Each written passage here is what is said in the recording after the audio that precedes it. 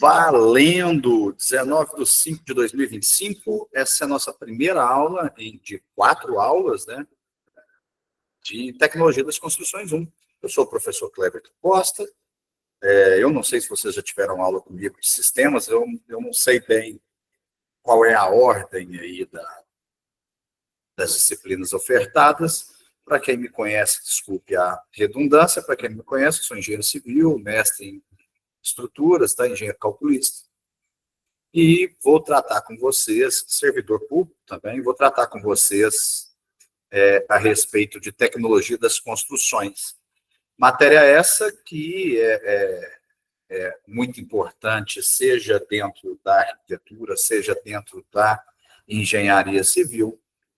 Não tenho o que discutir com relação a isso, né? Se você não souber materializar o que você está projetando, projeto em nada é a mesma coisa. A Ingrid fala que no AVA não aparece o calendário. Ingrid, ele não tem bem assim um calendário que marca todas as aulas, né? Talvez eles implementem isso um dia. Mas se você quiser, eu posso te falar quais são os dias das nossas aulas. Vou te falar agora, quais são os dias. Aí você marca na agenda de você, tá? Na sua agenda, na agenda de vocês. Ok? Nós estamos falando de tecnologias de construções. Bom, eu vou copiar aqui, vamos ver se vai dar certo. Vamos ver se vai dar certo de colocar no chat. Nossa, ficou horrível. Posso falando, vocês vão anotando? Então vamos lá. Aula 1 foi hoje, 19/5. Aula 2, dia 2/6. 2/6. Aula 3, dia 16/6. Aula 3, 16/6. E aula 4, 30/6. Então, ficaram as próximas aulas 2/6, 16/6 e 30/6. Certo? Beleza. O Flávio fala que na dele aparece lá. Mas tudo bem, não me custou nada. Nós falamos aí as datas e vocês guardem essas datas para nós nos encontrarmos aqui novamente. Como é que funciona essa disciplina? Como é que eu vou lecionar essa disciplina? É o seguinte. Eu nas disciplinas que eu leciono de maneira remota, essas síncronas, eu tenho 2 abordagens para elas. Umas, que normalmente são estruturas de fundação, estruturas de concreto armado e teoria das estruturas, são matérias extremamente pesadas do ponto de vista do número de equações utilizadas, da complexidade dos cálculos. Eu bato em cima do AVA, trabalhando conteúdo por conteúdo no AVA, com resolução de exercício e, à medida do possível, o que o tempo dá, aprofundando sobre os conceitos juntamente com a resolução de exercícios. Outras matérias em que eu considero que elas sejam de um grau de complexidade menor, vejam bem, grau de complexidade menor não significa menos importante, tá? Às vezes, essa matéria de tecnologia das construções, vocês vão usar ela muito mais, por exemplo, do que um engenheiro civil talvez utilize estruturas de concreto armado, tá? Ou que ele utilize teoria das estruturas, talvez ele não vá para a área de cálculo, né? Então, não confundam importância com complexidade. Mas sim, nessas que eu julgo serem um pouco mais simples, ou então que tem uma gama de teoria grande, que é o caso de vocês, nessa matéria não é de cálculo, é uma matéria teórica, eu tento trabalhar ela aqui menos baseado em ler slide com vocês e tocar o que está no livro, e mais eu tento extrapolar para a gente conseguir construir um conhecimento um pouco maior do que aquilo que está ali dentro do livro. É claro que eu tento seguir as unidades, eu tento Eu tento conversar com as unidades, interagir com as unidades. E quando eu estou falando de unidades de aprendizagem, são as semanas, o que vocês conhecem por semanas. Na verdade, são quinzenas, né? Que fecham com 15 dias, mas aparecem aí semanalmente para vocês. Então, é óbvio que a disciplina aqui, as aulas remotas vão conversar com as semanas, ou com os conteúdos, mas nós vamos tentar extrapolar isso, nós vamos tentar alargar o diâmetro aí do nosso conhecimento, o perímetro do nosso conhecimento será alargado, tá? Usando aí uma linguagem matemática. Nessa primeira aula, eu queria escutar de vocês sobre as ACQAs de vocês. Quais são o que foi cobrado de vocês? Eu gostaria aí que os alunos participassem, né? O que foi cobrado de vocês? Se vocês sentiram algumas dificuldades, se vocês já abriram ela para fazer, né? Eu sei que ainda é cedo, às vezes muita gente nem começou a pôr a mão nela, e eu acho bem razoável isso, mas eu recebo tira-dúvidas direto de alunos que já começaram a trabalhar em cima delas. Então, o primeiro assunto das nossas aulas, no plural, seria a discussão acerca dos temas das questões abertas. Por quê? Não fui eu não sou o professor que construiu essa disciplina, tampouco sou o professor responsável por essa disciplina. Essa disciplina, me corrijam se eu estiver enganado, essa disciplina é oriunda da arquitetura e urbanismo. Eu sou engenheiro, então quem construiu ela foi a professora Carmen, na verdade, professora Juliana Ponte e professora Carmen, e elas me passaram só uma espinha dorsal de quais eram os assuntos, né? Então, se tem uma CQA, uma questão aberta, com um peso de pontuação deste tamanho, significa que elas, que são da área da arquitetura, julgaram que seria muito importante vocês dissertassem, discutissem de maneira ampla um determinado tema. Então, é deste tema que eu quero começar. E mais do que isso, gente, uma aula, para ela ser boa, ela não pode ser um monólogo. Porque se fosse para ser um monólogo, eu gravo essas aulas e ponho para vocês e fico passando os vídeos aqui. Então, eu gostaria mesmo que houvesse participação, questionamentos, perguntas, tragam casos, tragam questões paralelas, inclusive à aula, que vocês têm curiosidade, que, se eu souber responder, claro que eu responderei para vocês, tá? Quem é que pode abrir para nós aí, contar para a gente qual é o tema da ACQA?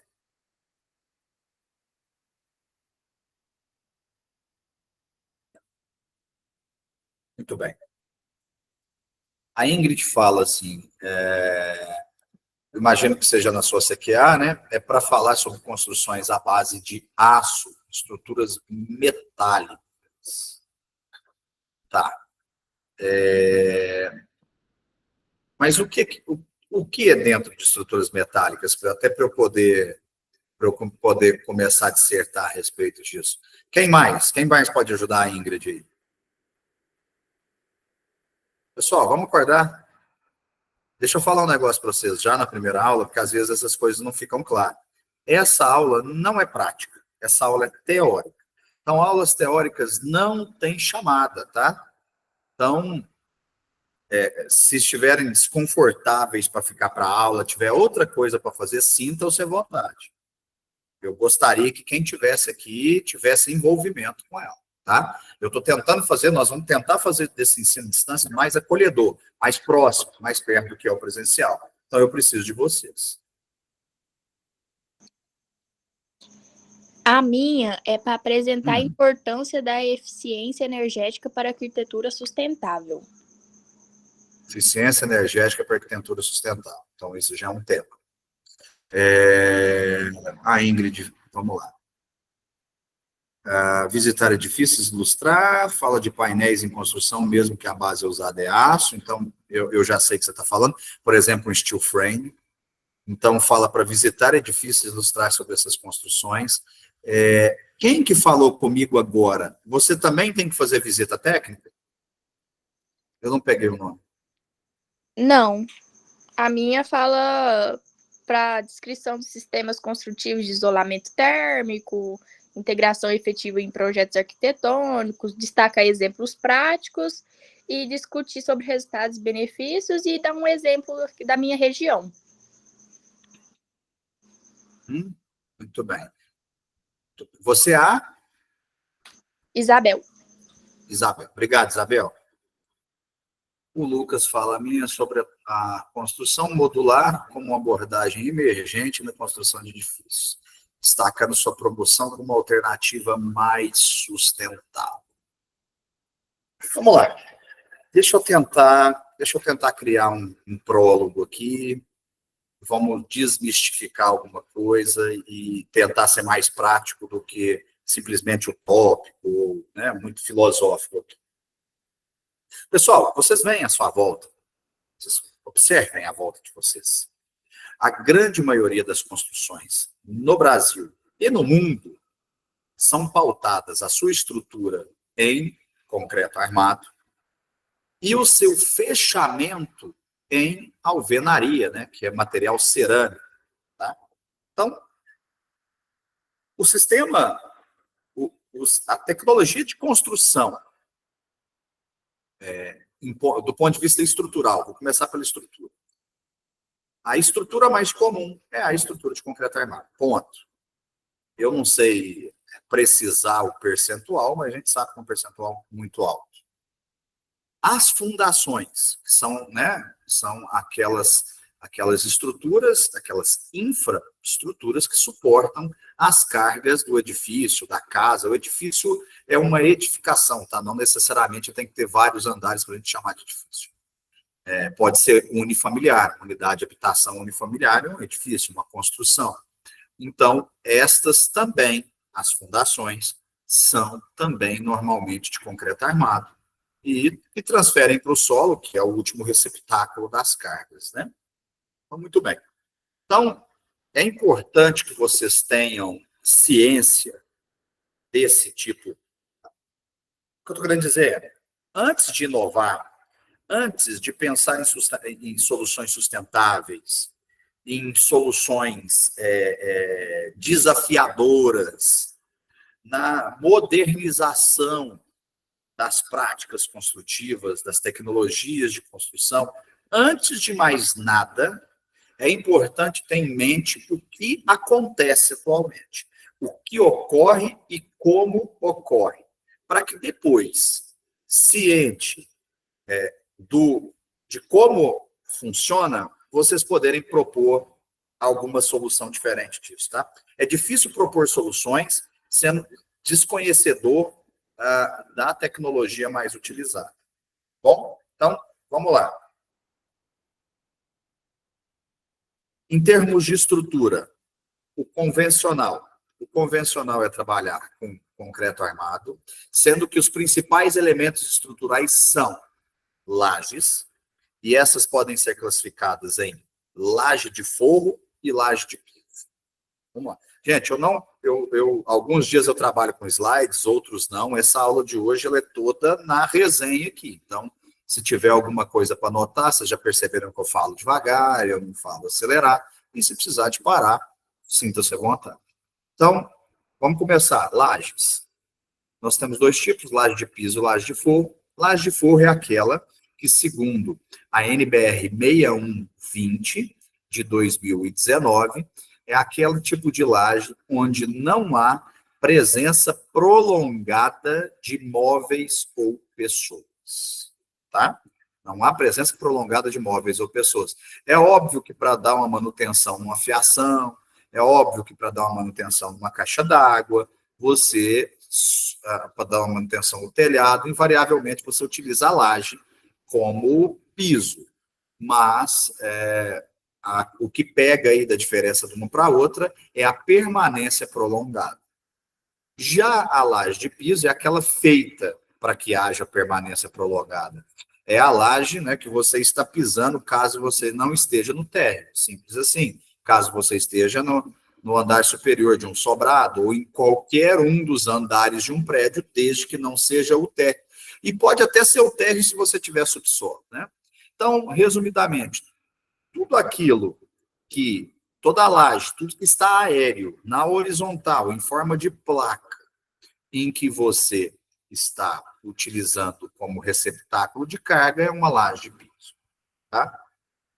E nós vamos falar já já do tipo de laje de piso mais comum e como elas são usadas. Vamos para a segunda parte. As vigas. Onde essas lajes descarregam? Aonde elas se assentam? Elas se assentam, claro, em vigas. E essas vigas são elementos, na maioria das vezes, dispostos na horizontal, em que a sua função estrutural é receber o peso das paredes, né? A gente tem que pensar o seguinte, gente, você fez uma parede de alvenaria, embaixo dessa parede e em cima dessa parede, você tem que ter uma viga. A viga de baixo é uma viga de sustentação. A viga de cima é uma viga chamada de encunhamento, ou seja, é o travamento desse elemento horizontal. Imaginem vocês lá no 17º andar de um prédio e você escora numa parede. Se ela não estiver encunhada na viga de cima, o que pode acontecer com essa parede? Sofreu uma rotação, né? Porque aí vai depender só da força de tração, né? Da resistência à tração da argamassa quando a parede tender ao giro. E a resistência à tração da argamassa é baixíssima. Como todo produto de cimento, né? O concreto e a argamassa tem uma péssima resistência à tração, comparado com a compressão, é claro. Então, não se pode confiar. Quando você trava em cima e embaixo, aí o esforço deixa de ser tração e torna-se um esforço de cisalhamento. Aí a resistência ao cisalhamento fica maior. Vocês precisam decorar esses termos, guardar esses termos? Não. Eu só quero que vocês entendam que eu não estou aqui tirando do nada essa informação. Ela tem um princípio técnico, mais especificamente da física mecânica, para justificar o motivo pelo qual, vou repetir, sob e sobre uma parede você necessita ter uma viga. Eu vi que tem alguns comentários no chat, já eu leio eles, tá? Deixa eu só concluir o raciocínio. Essas vigas, por sua vez, descarregam nos pilares. E os pilares são feitos para suportar tanto a carga das vigas, né? Então, vamos lá. A laje suporta as pessoas, descarrega nas vigas, as vigas suportam o peso da laje, ou seja, indiretamente também as pessoas, e o peso das paredes. E tudo descarrega nos pilares. E os pilares, além de suportar todas essas cargas, suporta a si próprio, né? Porque nós estamos na face da Terra. Nós temos um negócio chamado peso próprio, em função da aceleração da gravidade, né? Tudo sendo puxado para baixo. E aí esses pilares descarregam nas prumadas, isso é chamado de prumada, tá? Nas prumadas dos andares inferiores, até chegar na fundação, independente do número de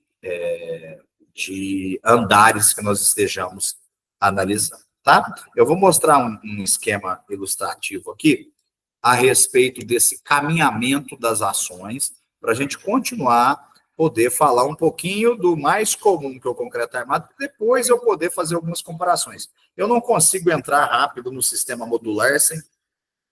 Faz nem sentido isso. Flávio Rodrigues de Faria, primeiro passo, leitura do material didático proposto da semana 1, página 32. Ô, Flávio, eu não tenho acesso ao sistema de vocês. O que seria essa leitura que você colocou para mim? Tá? Deixa eu ler aqui o que eu não... O Lucas já tinha lido, né, que a construção modular, até citei ela agora. A Tatiane fala que é igual a do Lucas. O Flávio fala, o meu é sobre a produção de concreto tradicional, contribui para o aumento das emissões de CO2 e seu impacto negativo no meio ambiente. Então, você deu sorte, Flávio, só vou falar dela já já. Ingrid, professor, para estruturas metálicas também é da mesma maneira? Ingrid, eu não entendi se é da mesma maneira, né? Mas, assim, a construção em estrutura metálica, ela é a segunda mais utilizada no planeta, mas a distância dela para o concreto armado ainda é um pouco grande, sobretudo em função dos custos dela, né? Concreto armado é o custo mais barato, porque se é um sistema tão batido, existem muitos profissionais que trabalham nessa área. Agora, a serralheria já é uma atividade mais restrita, tá? Mas nós vamos falar também. Eu só não sei se eu consigo falar hoje, Ingrid, sobre estruturas metálicas, tá? Muito bem. A Aline faz uma análise de um sistema construtivo de um edifício existente. Aline, as chances, eu não sei se foi lhe dado um edifício ou se você vai buscar um edifício. Se você for buscar um edifício, as chances de você achar um edifício pautado na construção que eu acabei de falar, estrutura em concreto armado, fechamento em alvenaria, assim, é gigantesca. Então, a aula de hoje assim vai responder todas as suas dúvidas. O José Eduardo fala, a minha é sobre a importância da construção civil como um setor impactante no meio ambiente, e pede para destacar as oportunidades para promover a sustentabilidade por meio da adoção de sistemas construtivos à base de aço. Tá? Muito bem. Sistemas construtivos à base de aço. Existe uma discussão aí que eu não sou muito a favor, né? Mas na literatura está assim, às vezes vai cair em prova.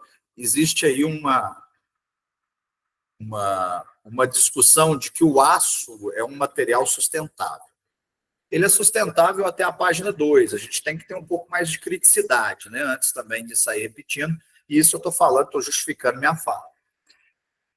Aonde está pautada a sustentabilidade do aço? Em ser modular, em evitar desperdício. O aço é chamado de outro motivo, é chamado de construção seca, ao contrário do concreto armado, em que você precisa molhar o concreto, que você precisa ficar sempre mantendo lâminas de água no concreto, na alvenaria que você vai rebocar, você precisa molhar. A construção em estrutura metálica dispensa água. Porém, entretanto, todavia, ela se limita à estrutura, né? Não existem construções onde os fechamentos são de estrutura metálica, a não ser galpões, casas cujas paredes são substituídas por telha de zinco. Aí nós estamos falando de um material metálico, né? Não exatamente o aço carbono MR250 ou a STM36, que são os aços que são de estrutura metálica, um para perfil formado a frio, né, o perfil dobrado, aqueles perfis caixa, perfil cantoneira, perfil U enrijecido, ou U, esses que vocês veem em telhado de galpões aí. Mas prestem atenção que os fechamentos, ainda assim, dependem de outras tecnologias. Aí, o José Eduardo, pegando seu gancho, para eu não perder muito foco aqui, você pode até discutir, e não só para o José Eduardo, né? Para a Ingrid também, porque está falando de estruturas metálicas. Vocês podem discutir que a estrutura metálica ela é sustentável justamente pelo baixo consumo de água na obra. Porém, podem abrir a discussão do que ela consome de energia, por exemplo, lá na aciaria, lá na siderúrgica. Porque para você fundir o ferro e acrescentar ele ter um ganho de carbono, né, dentro da queima, no momento da queima, para ele transformar de ferro, magmatita, hematita, então a rocha ferro, para ácido carbono, você depende de uma troca química que ela só acontece sob pressão e temperatura. E as temperaturas, aproximadamente 1.600 graus Celsius. Então, a discussão que vocês podem abrir é até onde vai essa sustentabilidade? Porque, e a queima, como eu mantenho uma fornalha a 1.600 graus Celsius, produzindo aço ao longo de uma jornada de trabalho, vou nem discutir 24 horas da siderúrgica, que deve ser, não conheço a siderúrgica, conheço o processo. Vamos discutir 8 horas por dia apenas. O quanto você gasta de madeira, né, ou hulha, que é o carvão natural, ou quanto você vai gastar de gás natural para você manter essa temperatura. Não é verdade? Eu não sei. Se eu soubesse aqui, eu diria, para tanto de aço você gasta tantas quilocalorias. Aliás, eu tenho algum material, na hora que eu for falar de aço, não é a aula de hoje, mas na hora que eu for falar de aço propriamente dito, eu tenho algum material aqui exatamente quantas quilocalorias o aço gasta para cada tonelada de aço. Então, se por um lado ele economiza água lá na construção, lá no momento da construção, se por esse mesmo lado, então estou colocando aqui na minha esquerda os fatores positivos, menos água, menos desperdício. Por quê? Vamos fazendo um paralelo com o concreto armado. O concreto, né, você está lá na obra e aí você está rodando um concreto para encher um pilar, etc. Acaba o dia, o que acontece? Sobrou, é desperdício. Sempre, e aí, água, né? Você vai usar água para colocar no concreto ou água para aguar alguma coisa. Nesse caminho, você está desperdiçando água. Então, realmente, as construções que conhecemos, principalmente no Brasil, elas são grandes vilãs do desperdício de água. Nós sabemos o quanto nossas reservas de água têm minguado ao longo dos anos devido ao uso exacerbado e pouco controlado do ser humano. Mas, enfim, desperdício, então, por causa dos cortes mais precisos do aço e por conta de água. Mas, no momento da fabricação, nós temos um paralelo, porque os fornos que fabricam o cimento, que é a matéria-prima, né, a base, o aglomerante para forjar o concreto mais adiante, eles também são fornos rotativos em que as temperaturas, embora mais brandas do que os 1.600 graus Celsius da aciaria, mas atingem aí mais de 1.000 graus. A etringita, que é uma formação molecular, um formato molecular que se dá dentro da formação do cimento, essa reação só acontece depois dos 900 graus Celsius. Então, todos os dois gastam muita energia para a sua fabricação. Tá? Por que eu estou falando isso? Porque entre os três, o mais sustentável seria a madeira.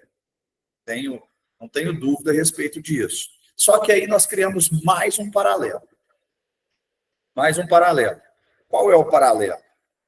O país, para ele ter uma construção baseada em madeira, ele precisa minimamente ter políticas sérias e controles sérios sobre produção, corte e replantio.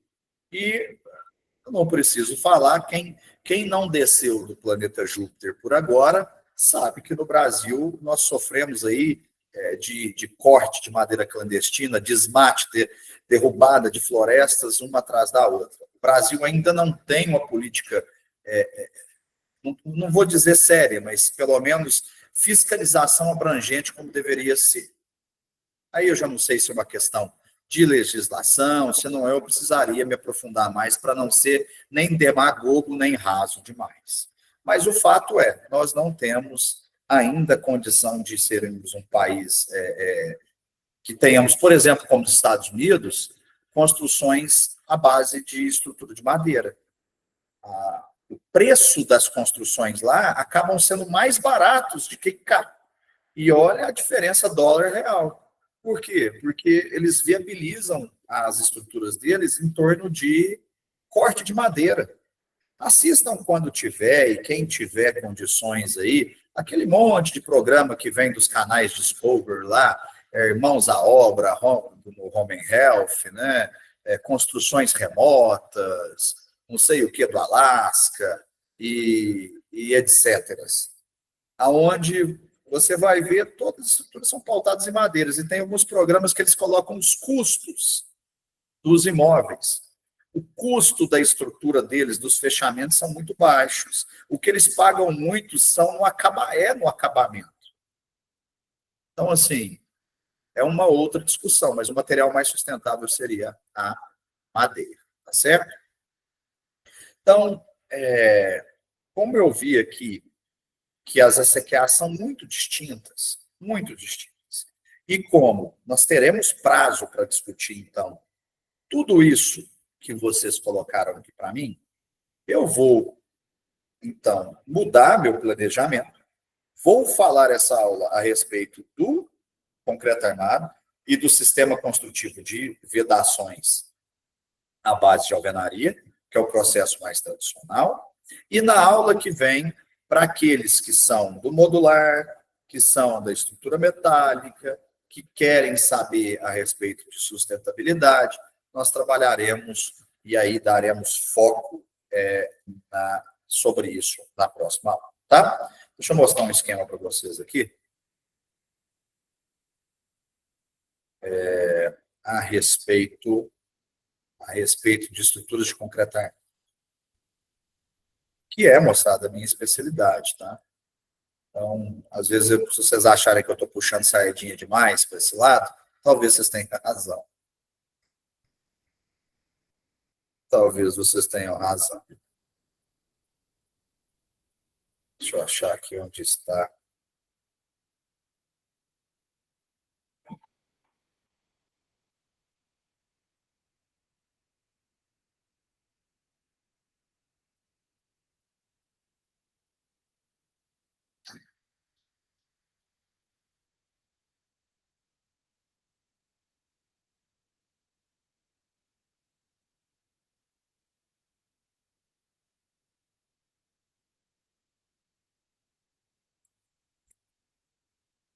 Só um minuto.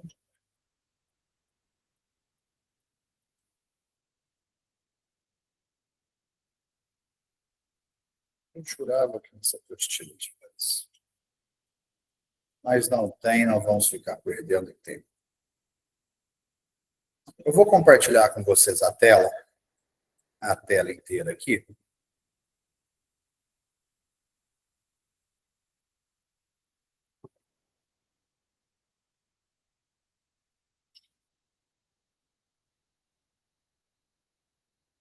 Muito bem. O que está acontecendo aqui, eu vou utilizar de um material, que ele é esse material aqui da USP, tá? Fundamentos de Concreto e Projetos de Edifícios, do professor Libânio Pinheiro, professor doutor Libânio Pinheiro, é o suprassumo do Brasil hoje nessa área de cálculo estrutural. Esse é um material bem profundo, bem voltado para o cálculo estrutural mesmo, mas a introdução dele é interessante para todos os profissionais, principalmente, e não menos para os arquitetos. Eles têm que saber materializar as construções e, para isso, vocês têm que conhecer. Quando eu falo em materializar, deixa eu fazer uma pausinha aqui. Pessoal, eu sei que a arquitetura é uma área muito grande, vocês podem mexer com urbanismo, com vitrine, com palco, com eventos, uma série de questões. Então, nessa disciplina, eu, como professor, vou restringir, claro, a edificações, que é um pedaço daquilo que é uma atribuição da arquitetura. É uma atribuição da arquitetura enquanto projetista e é uma atribuição da arquitetura enquanto vocês podem, por autorização legal, via CAL, Conselho de Arquitetura e Urbanismo, serem responsáveis técnicos de obra. Quer dizer que, se você quiser formar, pegar sua botina, pisar na obra, no canteiro, ser a responsável e tocar uma edificação, você pode. Tá certo? E aí, como é que você toca uma obra se você não tiver conhecimento dessas tecnologias de construção mesmo? Desses materiais, de como tirar um prumo, como tirar um nível. E eu acho que vai ter uma aula prática disso, eu não sei. Aí talvez a gente possamos falar desses instrumentos de medição, de aferição de obra, tá? Mas vocês têm que saber já que eles existem e começar a pesquisar, porque muita coisa não é a universidade que vai te dar, é um complemento com a prática, tá? E se eu puder dar um conselho para vocês, não sei que período vocês estão, Quando der, quando for possível, e aí analisem as questões financeiras, é uma outra conversa, mas estágio, sabe? Vão para o estágio, vão para a prática. Nenhum curso sem prática, sem estágio, forma um grande profissional, a não ser que você venha a ser docente. Mesmo assim, o docente hoje, quanto mais presente na prática ele tiver, mais condições ele tem de dialogar com o aluno e com a realidade daquela área no qual ele está versando, tá? Fechou? Beleza, moçada. Então, vamos lá. Então, haja visto esse material, eu quero passar algumas definições para vocês, tá? Termos que vocês vão escutar daqui adiante, em que vocês já têm que saber. Alguns já até sabem, então eu peço licença aos que sabem, pois eu preciso nivelar tudo, tá? Então, vamos lá. O que é um concreto? Eu já falei para vocês, né? O concreto é... Você sabia que o concreto é o segundo material mais produzido na face da Terra? Se você pegar em volume, em toneladas, na verdade, eu não sei se em toneladas ou volume, vou ser pedante aqui. Não sei qual das duas unidades de medida, se é volume ou massa, toneladas. Eu acho que é massa, por causa da alta massa dele. Ele é o segundo produto mais fabricado na Terra. Ele só perde para a água mineral. Então, veja você, ele é mais fabricado em termos de tonelada do que o plástico, do que a Coca-Cola, do que, sei lá, o que você quiser comparar. Então, daí a devida importância que se deve dar, por isso a primeira aula, eu tendo a puxar para esse lado, tá? Mas do ponto de vista físico, o que ele é? É um material de construção proveniente de mistura de aglomerante. Então, veja o termo, aglomerante. Aglomerante é um produto o qual tem uma capacidade, através de uma reação química, de trazer para si, de puxar, de aglomerar o resto dos materiais que tiverem em contato com ele. No caso do concreto, o aglomerante mais comum que nós temos é o cimento. Dentro do rol dos cimentos, nós temos alguns tipos de cimento em que vocês têm que saber também. Então, vamos lá. Quais são os tipos de cimento? Nós temos o CP. Se vocês virem aí casas de material de construção, vocês vão ver sempre esse termo, CP. CP refere-se a cimento Portland, né? Portland é uma ilha na Inglaterra onde, teoricamente, esse tipo de cimento foi fabricado pela primeira vez, com essas características, tá? Porque os romanos já usavam cinza e já descobriram que cinza vulcânica, misturada com fragmentos de rocha calcária que eles tinham nas proximidades lá do Oriente Médio, aonde o Império Romano passou, eles perceberam que isso já era um aglomerante, né? Então, essa ideia do cimento Portland, podemos entender que é o cimento moderno. Fechou? Então, o concreto é uma mistura de aglomerante, que no nosso caso é cimento Portland. Deixa rapidamente eu falar antes dos tipos de cimento. Quais são os aglomerantes comuns na construção civil?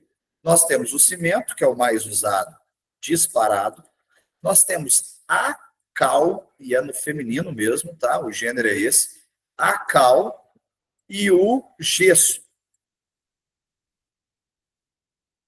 Certo? Esses para construções de edifícios. O cimento é o mais usado, disparado para reboco, para concreto armado. A cal é muito utilizada em reboco para dar plasticidade, o reboco não trincar, não fissurar. Na hora que a gente estiver falando de reboco, eu vou falar melhor disso. E nós temos o gesso, todo mundo conhece o gesso aí, que serve para fazer aí o acartonado, né, que serve para fazer divisórias, que serve para fazer forro, e que é um material que está dentro da produção do cimento para retardar o endurecimento do cimento. Se não fosse o gesso, o cimento endureceria muito rápido e não daria tempo de moldá-lo adequadamente. Então, o gesso é também usado dentro do cimento, tá? Há também um outro aglomerante, embora não utilizado em construções, que é o aglomerante para asfalto, né? Que é o concreto asfáltico de petróleo, o CAP, tá? Cimento, na verdade, asfáltico de petróleo, que é um produto à base do betume, né? Que é um produto de cadeia carbonática, tá? Então, é só para não passar batido, eu sei que vocês não falam sobre isso, mas além desses aglomerantes, nós temos o betume também. Então, falamos de aglomerante, vamos falar do principal deles, vamos falar do cimento Portland. Sempre no saco de cimento vocês vão ver a sigla CP, acompanhado de um número. Então, nós vamos ter de CP1, CP2, a CP5, né? Passando por CP1, 2, 3, 4 e 5. Cada um dos cimentos é mais adequado para uma finalidade. Eu diria para vocês, sem sombra de dúvidas, com exceção de algum regionalismo, e aí eu posso me furtar aí por não conhecer determinadas regiões do país, que o CP2 e 32 é o mais comum de se usar no país. Independente da marca, tá, gente? Isso aqui é a classe. Ele pode ser Lafarge, ele pode ser Cauê, ele pode ser, sei lá, a marca que vocês tiverem aí. Então, vamos ler isso aqui que é importante que vocês saibam. CP vem de cimento Portland. 2 é a classe do cimento, é chamado de classe composta. O E é a composição secundária do cimento, que nesse caso é escória de forno. Gente, escória é resto de forno. Então, é moído aquele resto, aquele forno que vai sobrando, apodrecendo, soltando cacos. Então, isso é moído junto com o cimento. E 32 é a resistência mecânica desse cimento ao esforço de compressão, gente. Esforço de compressão, vamos lembrar, é aquele esforço que entra no corpo, né? Quando você tende a diminuir o tamanho do corpo, quando você quer aproximar as moléculas do corpo. Quando você está fazendo isso, você está comprimindo esse elemento, tá? Que é o esforço, por exemplo, o pilar acontece, né? O pilar quer ser achatado, né? O peso está tentando achatar o pilar. Então, o pilar é um elemento flexo ou comprimido, né? Mas vamos dar atenção aqui à parte da compressão. Muito bem. É o esforço contrário da corda, né? A corda é o esforço da tração, né? É o alongamento. Muito bem.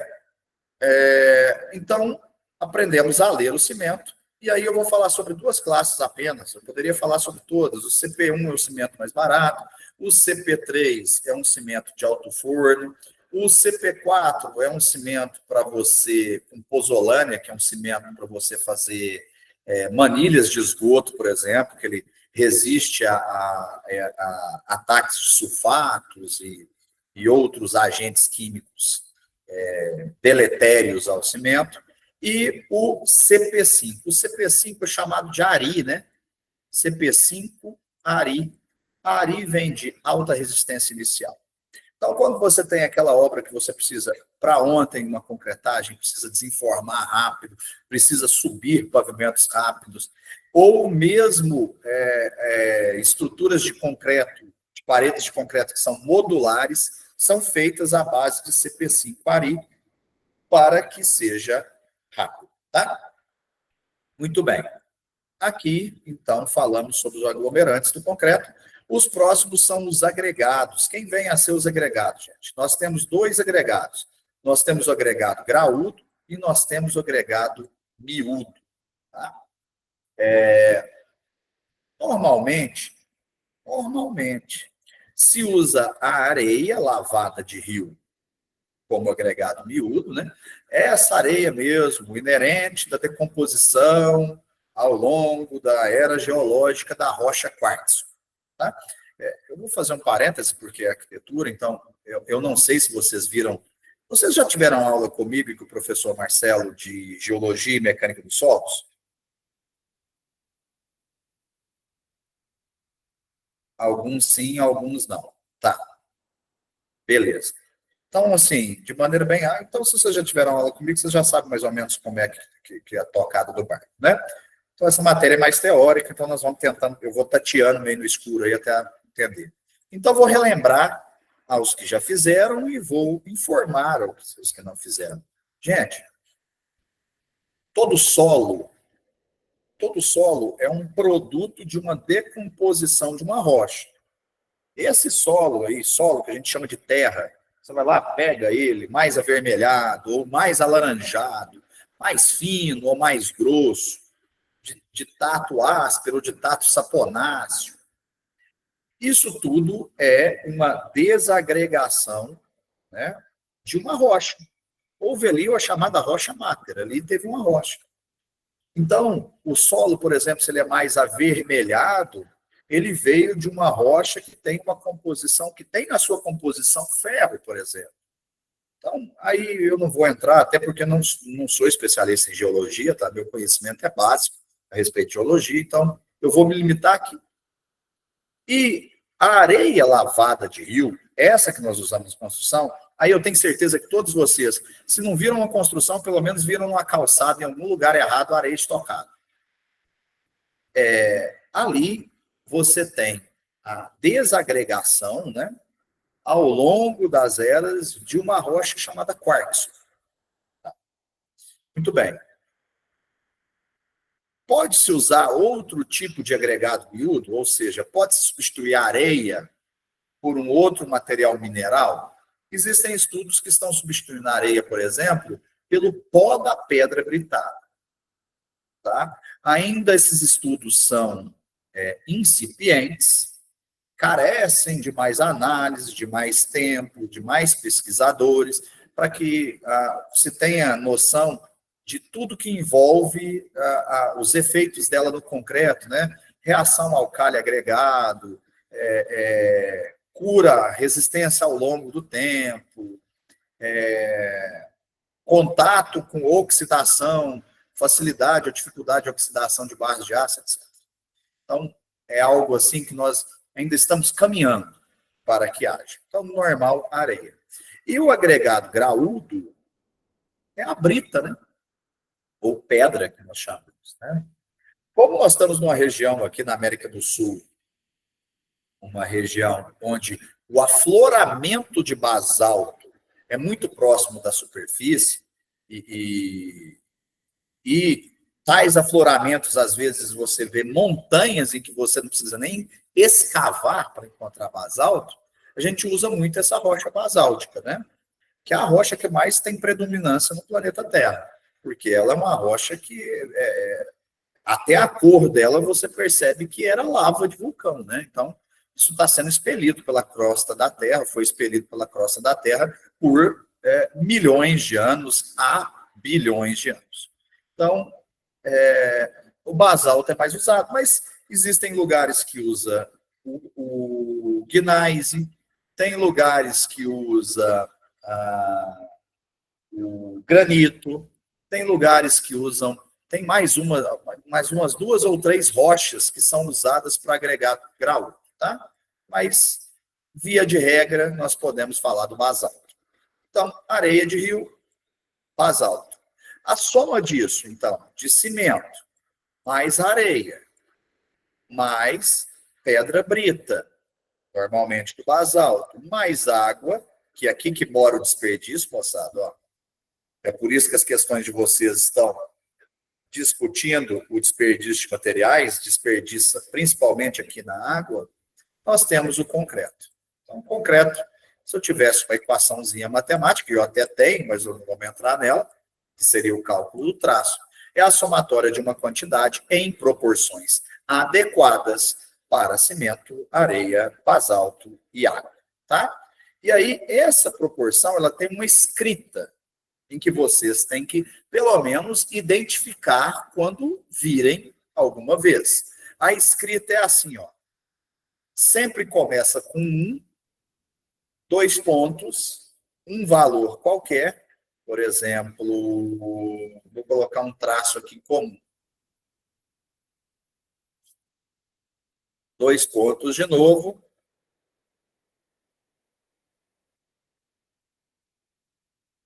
A barra C igual a 0,6, por exemplo. O que eu estou falando aqui? Vejam, vocês têm que aprender a ler isso daqui. Isso é um traço de concreto. 1, 3, 6. O que eu estou falando aqui, gente? Aqui, para cada uma quantidade de cimento, você vai colocar na betoneira 3 quantidades de areia, 6 quantidades de brita. E 60% da quantidade de cimento será água. Então, isso é um traço. Pode vir assim também. Ó. 1, 3, 6, 0,6. A pessoa pode não escrever AC, água, cimento. Pode simplesmente colocar desse jeito. Então, 1 de cimento. Ou seja, se você colocar 50 quilos de cimento, você tem 3 vezes isso de areia, 150 quilos de areia. Você tem 6 vezes isso de brita, 300 quilos de brita. E você tem 60% disso, 6 vezes 5, 30 litros de água, uma vez que a densidade da água é igual. Tá? Tudo bem? Beleza. Aqui, de maneira, vou passar rápido aqui, vocês não precisam pegar isso, mas as normas brasileiras, a norma brasileira, não lembro de cor, mas temos a BNT para isso, ela classifica os agregados miúdos como tendo abertura de 0,075 milímetros, o diâmetro dele, diâmetro mínimo de 0,075 e o máximo de 4,8. Como é que você vai descobrir isso? Gente, tem peneiras, tá? Peneiras para você fazer isso, e aí você vai vendo o que fica retido e o que não fica. Tá certo? Só para vocês terem aí uma ideia, 0,075 milímetros é algo muito pequeno. É algo muito pequeno. Aqui já é a passagem da areia para o silt. O silt é um tipo de solo muito fino, né? Muito parecido com a argila, que é o tipo de solo mais fino que nós conhecemos, tá? E o 4,8 já é aí sim um diâmetro que é o diâmetro maior do que a pedra 3, tá? 4,8 é algo desse tipo, que eu não sei se vocês me enxergam, então nós já estamos começando a tratar com algo maior.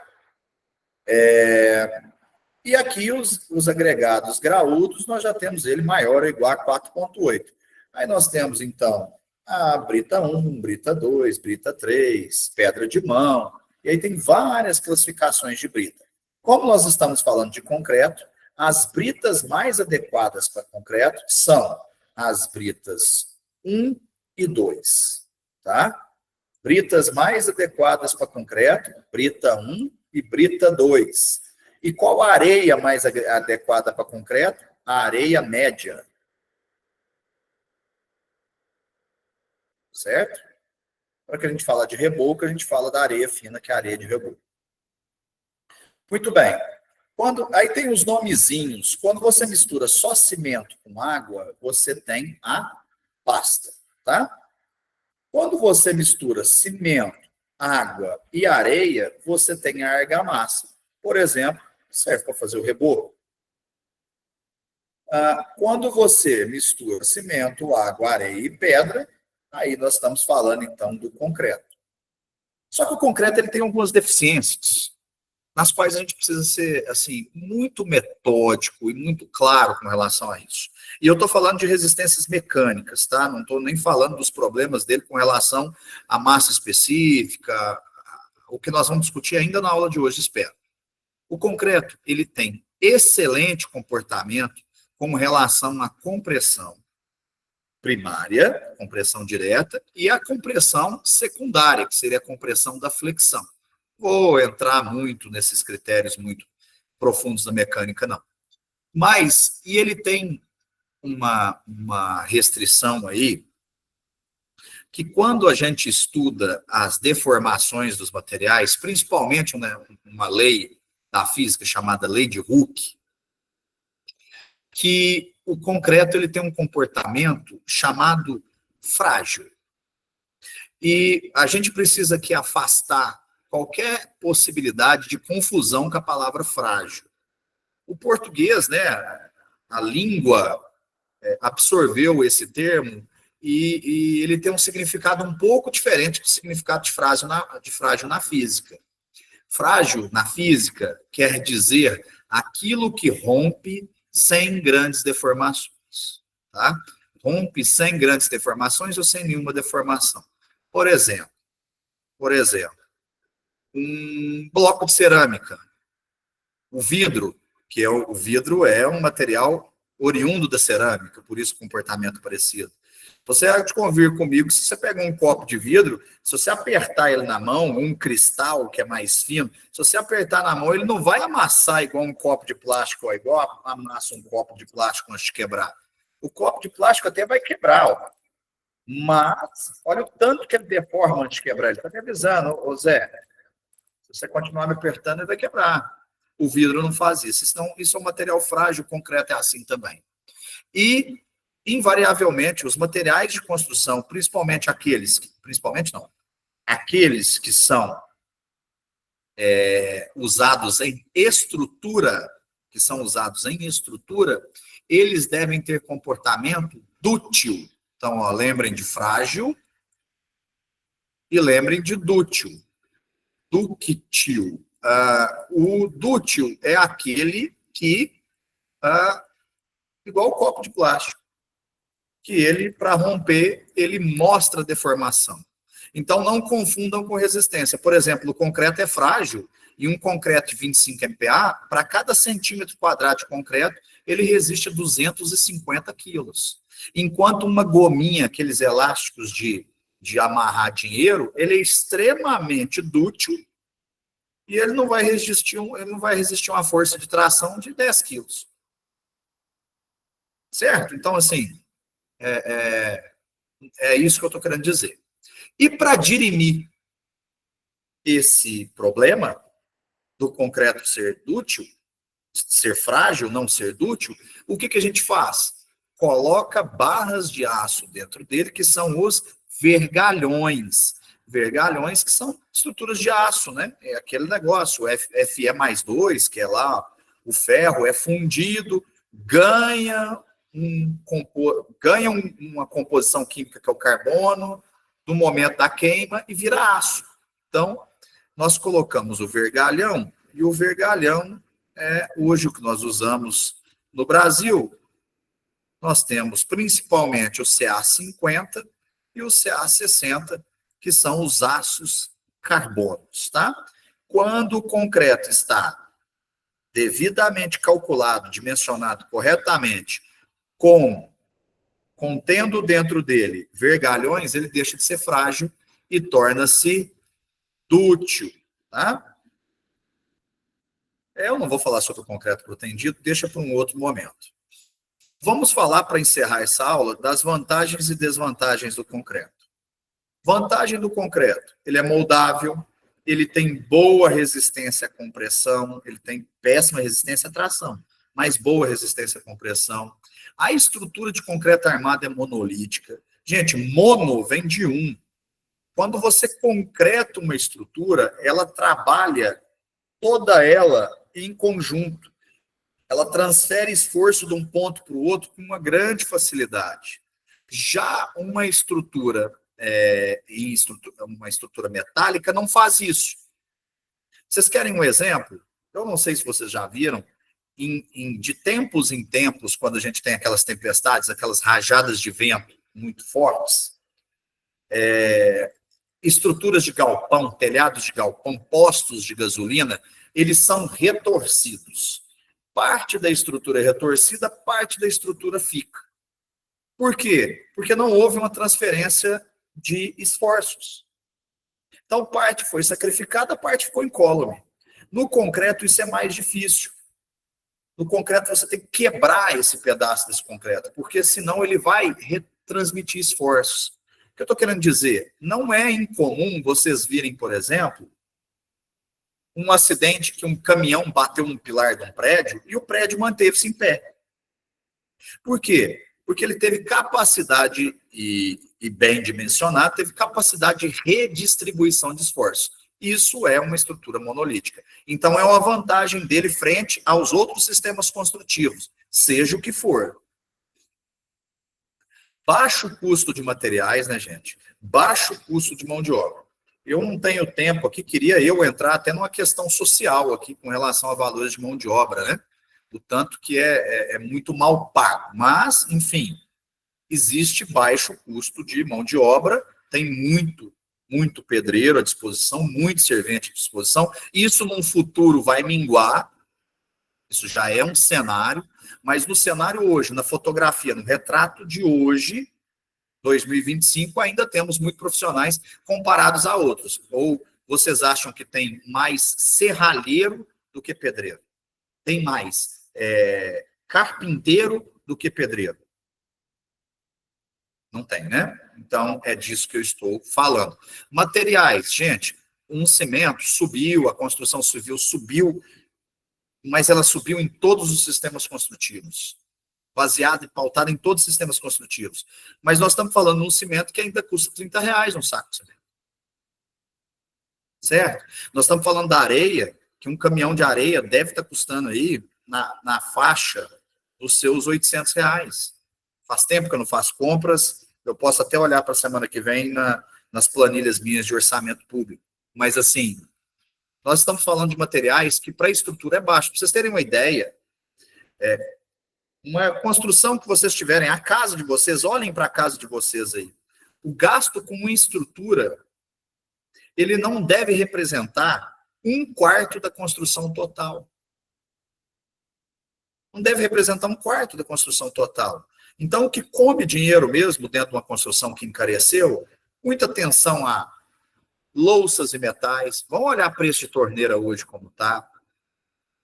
Preço de louças, de vaso sanitário, de cubas para banheiro, de sobrepor ou enterrada, como for, pedra, piso. A parte elétrica subiu demais, a parte de fiação, né? E um bom dimensionamento requer bitolas mais grossas de cabos, né? A parte de sistemas de dados, a informática da sua casa, né? Levar aí cabeamento para computador, se for o caso, ficaram mais caros. Bem menos a parte estrutural. E o concreto tem essa vantagem que o sistema estrutural de concreto é o mais barato, mas disparado. Tem algumas exceções? Tem. Quando você vai fazer pequenos galpões. Na hora que a gente fizer falar de metálica, eu vou falar sobre isso. Para finalizar, processos construtivos bem difundidos. Gente, concreto armado o concreto é usado desde o final do século XVIII, né? Meio do século XVIII. O concreto armado desde o começo do século XIX. Então, assim, é difundido há muito tempo. O aço, a madeira também é usada há muito tempo, mas o aço é mais moderno. E esses outros sistemas construtivos modulares, e eles, na verdade, alguns deles, por exemplo, taipa. Vocês vão pensar, opa, taipa é muito antigo. Mas exatamente, era muito tribal, era muito local. Eu estou falando de fundido mesmo, tá? Rapidez de execução, aqui nós temos uma discussão a respeito disso. O concreto é durável, os gastos de manutenção são baixos, ele é pouco permeável, ou seja, ele tem uma baixa permeabilidade à água, apesar de ser permeável, tá? Ele tem uma boa segurança contra o fogo e é resistente a choques e vibrações. Não é à toa que ele é o sistema construtivo estrutural mais utilizado, tá certo? Vou parar por hoje aqui. Na aula que vem, eu acabo de falar sobre a estrutura de concreto, falo sobre os fechamentos e a gente vai para a estrutura metálica, tá? E aí, até o final da aula que vem, eu vou abordando temas que vão ajudá-los a resolver a CQA. E aí, podem trazer de maneira mais pontual, porque fica difícil, eu não posso responder a CQA para vocês, e às vezes eu estou sendo muito prolixo e pouco específico. Mas vocês não comentaram. Então, tragam perguntas pontuais, tá? Para ajudar vocês a fazerem a CQA. Abram a CQA de vocês, e aí, na hora que vocês começarem a fazer, vocês vão começar a ter algumas dificuldades. E aí, essas dificuldades vão gerar perguntas pontuais. Tragam essas perguntas pontuais que eu poderia ajudar vocês com mais assertividade. Fechou? Alguém quer perguntar alguma coisa, comentar alguma coisa? Não? Então, beleza. Espero que tenha valido a pena. Boa semana para vocês. Força, que a semana é grande, mas o final de semana chega. Uma hora ele chega. Valeu demais. Um abraço para todos.